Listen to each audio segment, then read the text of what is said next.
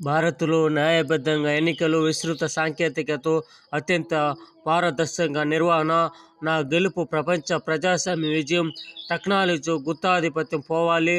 G7 సదస్సులో ప్రధాని మోదీ పిలుపు, అభివృద్ధి చెందుతున్న దేశాలపై ఒత్తిడి, నమస్కారంతో మోదీ స్వాగతిస్తున్న మెలోనీ, వరుస భేటీలతో బిజీ, ఏదితో జాగ్రత్త పోప్ ఫ్రాన్సిస్.